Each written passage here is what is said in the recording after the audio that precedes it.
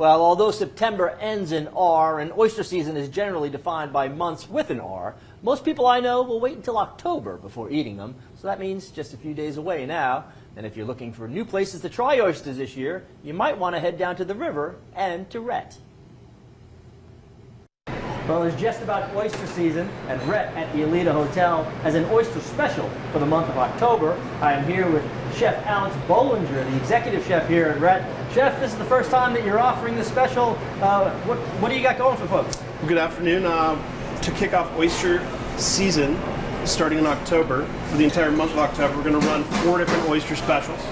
We're going to do our standard shucked oysters on the half shell with a little bit of red wine mignonette and cocktail sauce. Next is going to be a compressed watermelon with a little bit of mint and tagine and some fresh lime zest. And then we're going to do charbroiled oysters with just a very simple butter, garlic, lemon, and parsley.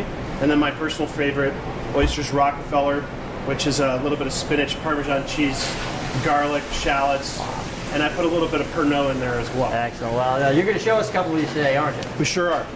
So we'll start off by showing you guys how we're going to do the Oysters Rockefeller. First, you're going to need a little bit of butter, some minced garlic, and minced shallots. You're going to start it off.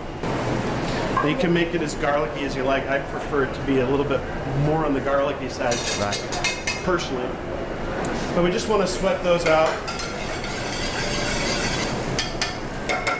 to kind of tame down the pungency of those. And we want to let this saute for about 2 to 3 minutes. Once you start getting a little bit of color on your garlic and your shallots, we're going to add in some fresh spinach. And we just want to wilt this spinach down until it's fully cooked. So it's got a little bit of cream, a little bit of Parmesan cheese, and then a little bit of fennel liqueur. Take a little bit of dollop about the size of the oyster shell itself,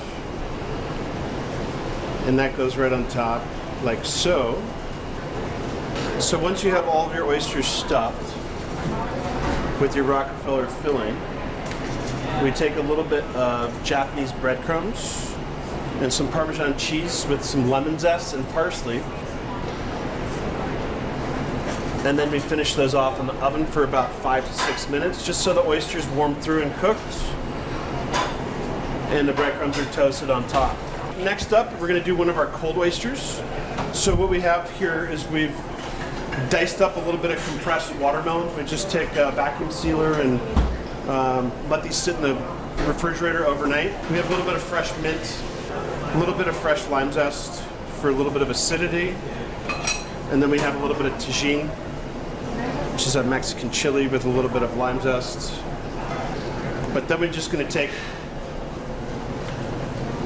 the watermelon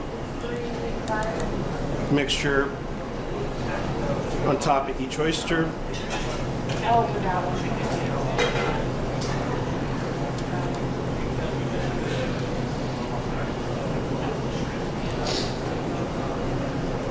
It's always nice to have something that has a little bit of acidity with the oyster to help cut through the little fattiness.